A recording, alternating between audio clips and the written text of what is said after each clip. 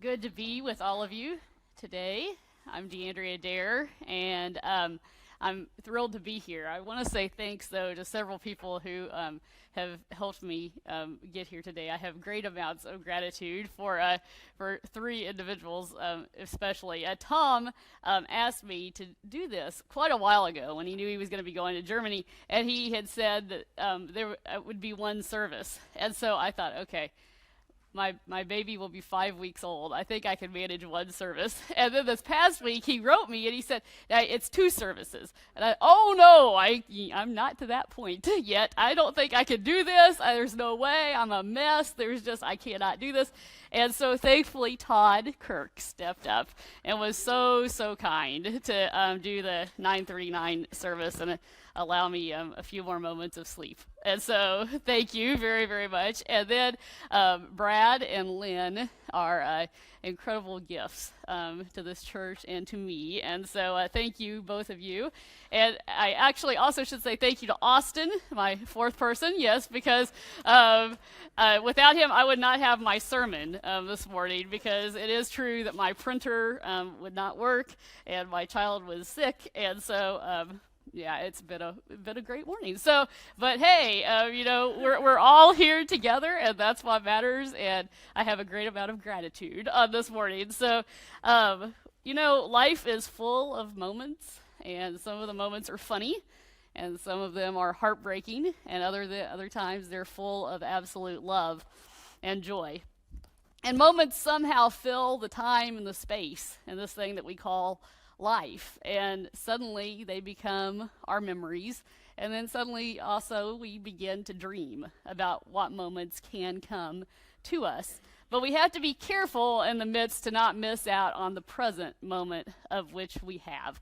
And in the midst of the calm, but in the midst of the chaos of life, sometimes we aren't necessarily present to what is happening in the now, because we're either thinking back or we're looking ahead. And so there's a great amount of gratitude to be found in every moment, whether it's sadness or joy. And so I think that sometimes, we have to truly cultivate how we do that and how we express the gratitude that we have, because gratitude is something that we share and we feel, but it's something that we then give to someone else.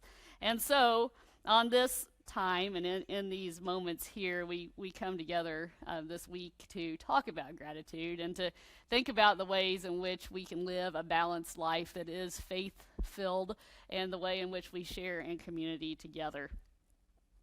So the scripture text that Lynn read, makes me laugh that you called him Zen Lynn, a few minutes ago, points us in a way to how we can live with gratitude in our daily life. And science, as well as the scriptures, have come into line with one another for so long, and consistently in this instance point to the same thing, that gratitude changes the way that our lives are lived, that it affects our health, it affects the relationships that we have with others, and it affects our general outlook and well-being as we live together in community.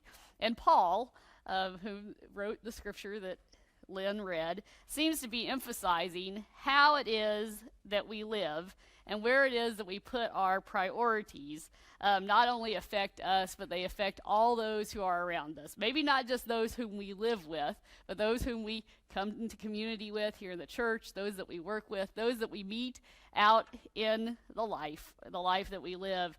We all come together, and we all find ways of life weaving our ways together into community.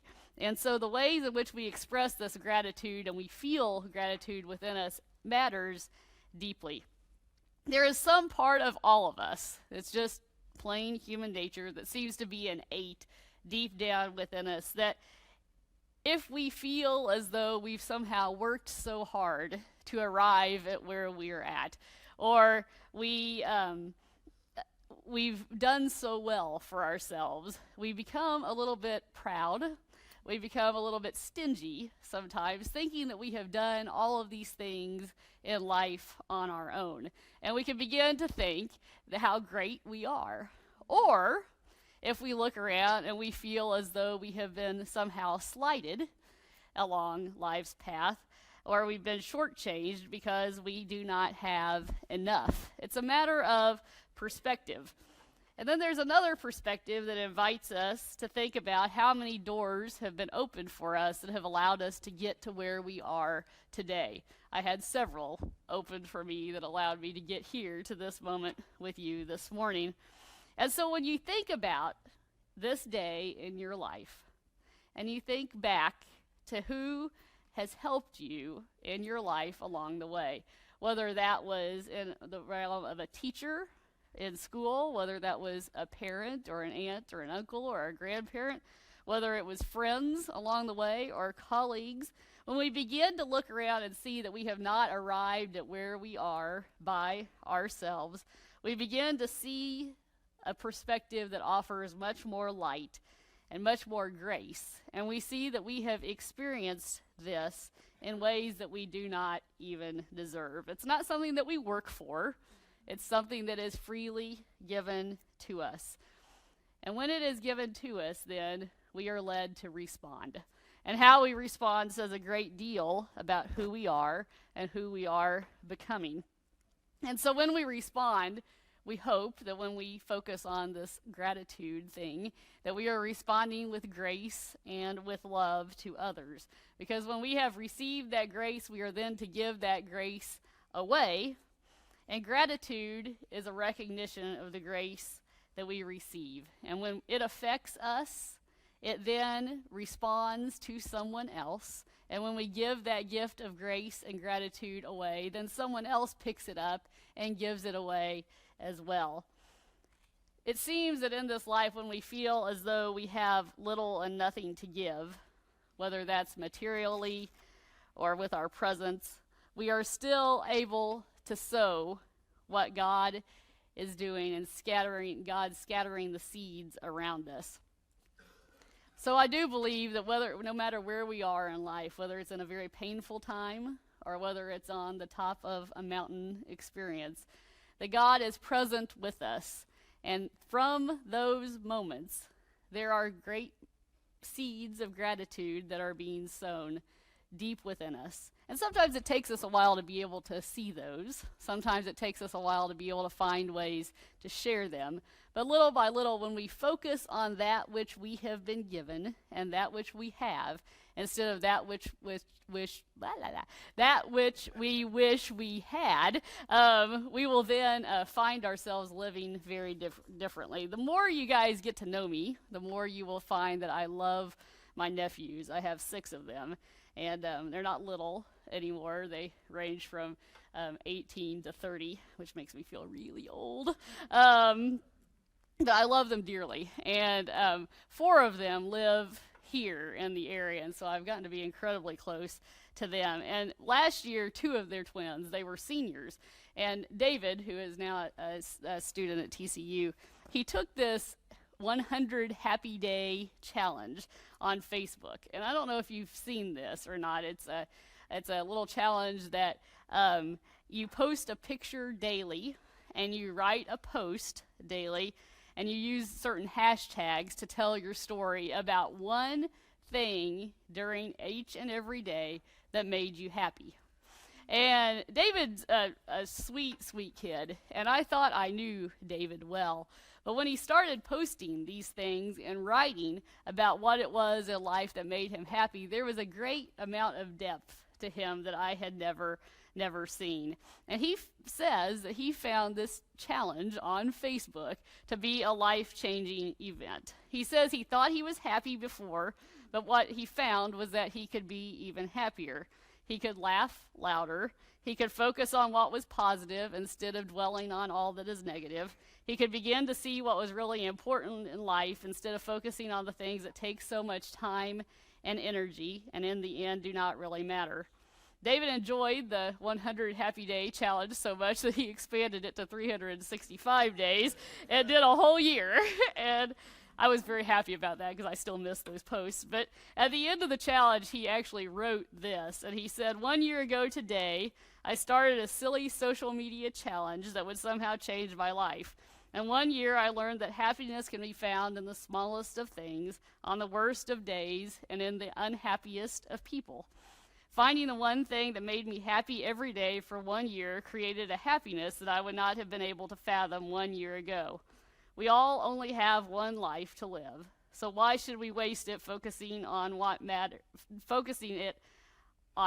Okay, let's try again. Why should we waste it not focusing on what it is that makes us happy? This is my challenge to everyone who reads this post, to find one thing every day that makes you happy, because it's all around us in the most unexpected of things. You just have to stop and take notice.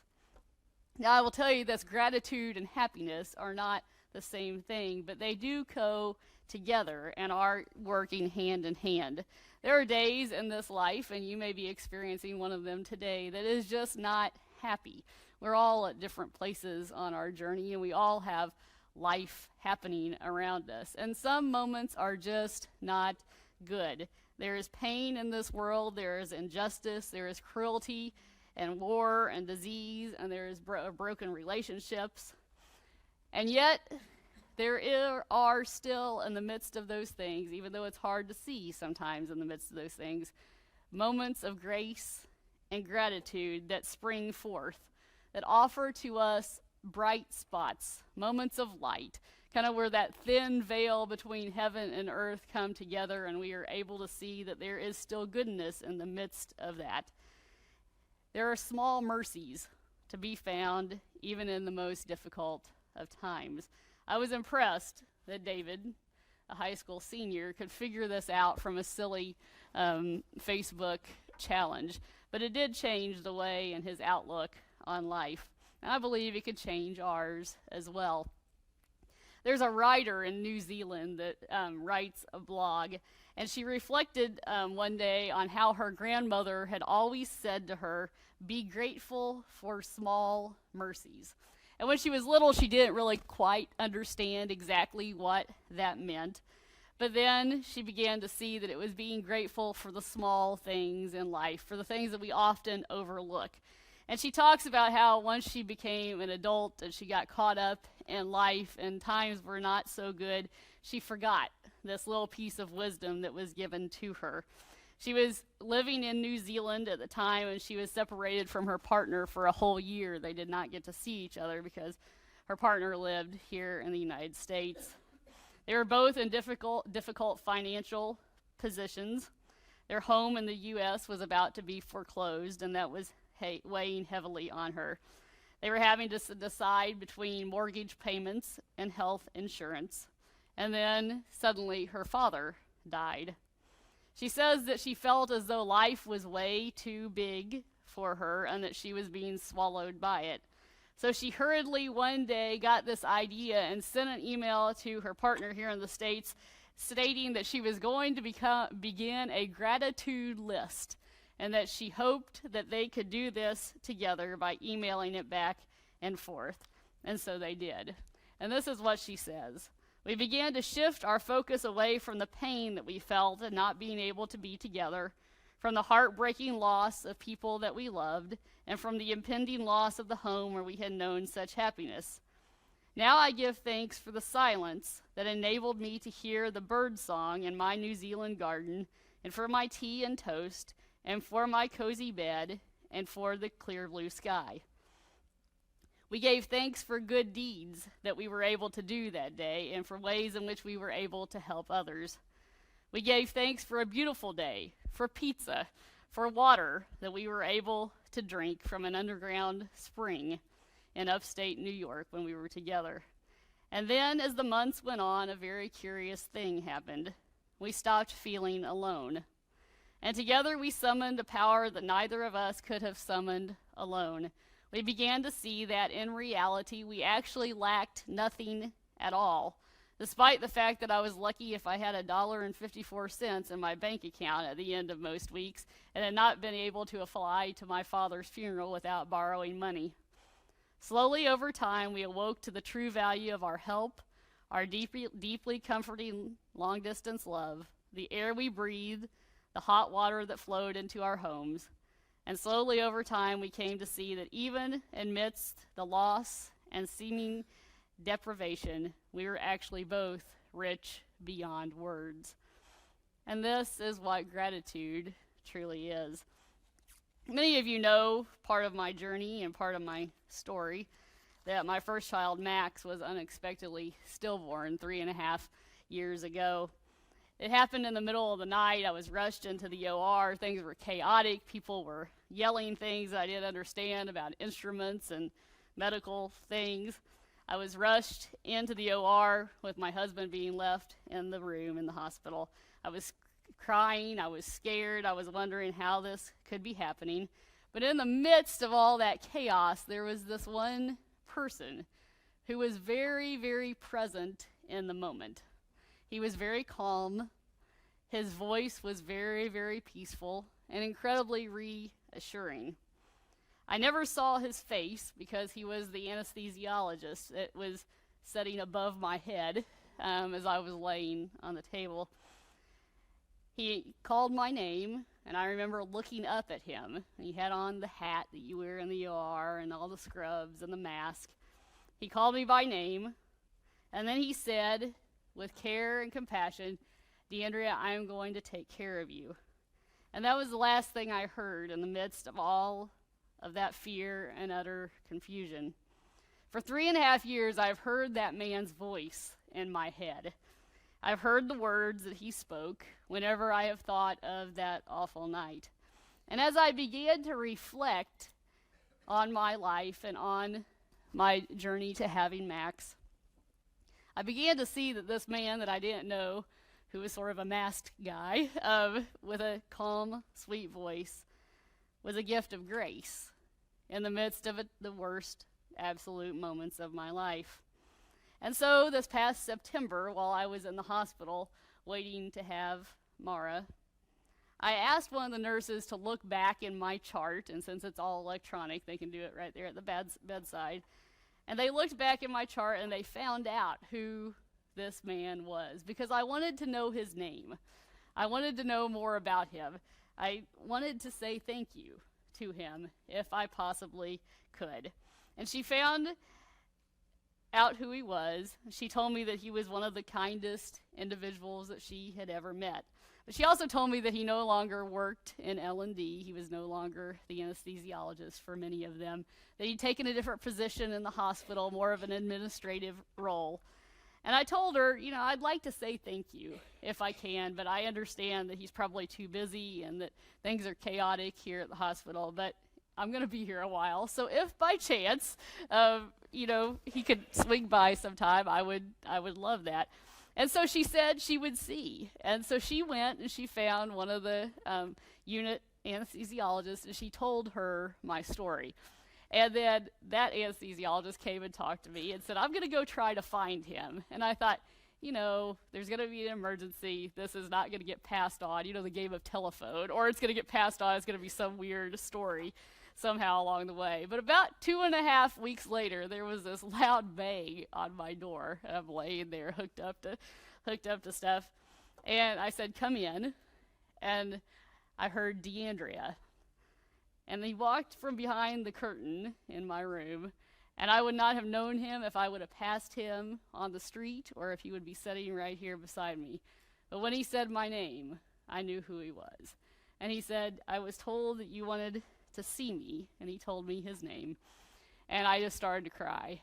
And I told him that he was the calm in the midst of those moments, that he was the peace that made all the difference, and that I wanted to thank him for being that, because I needed something like that in that moment.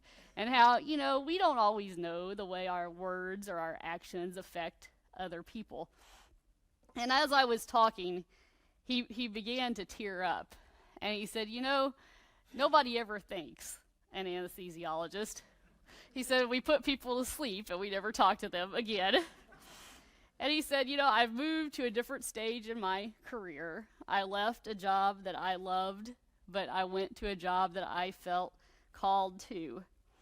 And so he said, "This is a sort of closure for me, that you're saying thank you and taking the time to remember and show me that what I do actually does matter to someone else."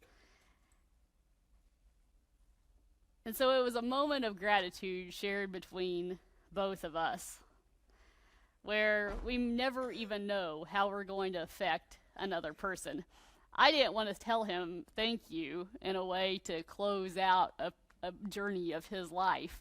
I didn't even think about how it would affect him. I just needed to say thank you for myself, to let him know what he meant to me. But it became a sort of life-changing moment for both of us, and we are both so thankful that our paths have crossed. Finally, I will leave you with a story about a writer named Peter DeMarco.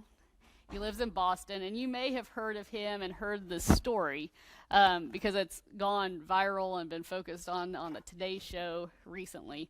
His wife died suddenly of an asthma attack when they were out hiking. And he recently wrote a letter to the doctors and nurses who cared for her after she suffered such a horrible attack.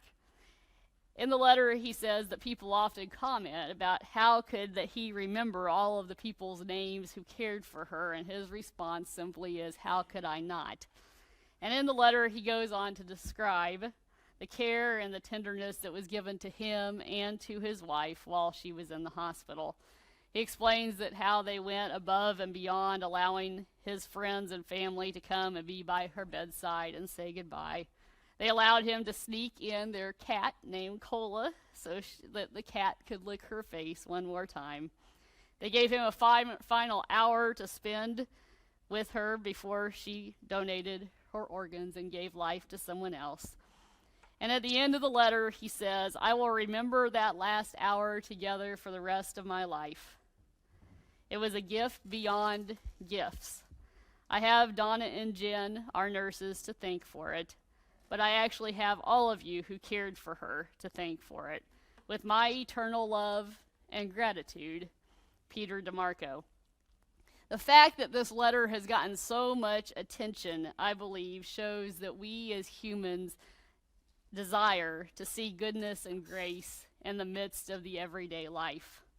He was able to recognize at the most painful of times that there was still beauty happening around them, that there was the sacred, that it was yet to be found in the midst of the moments.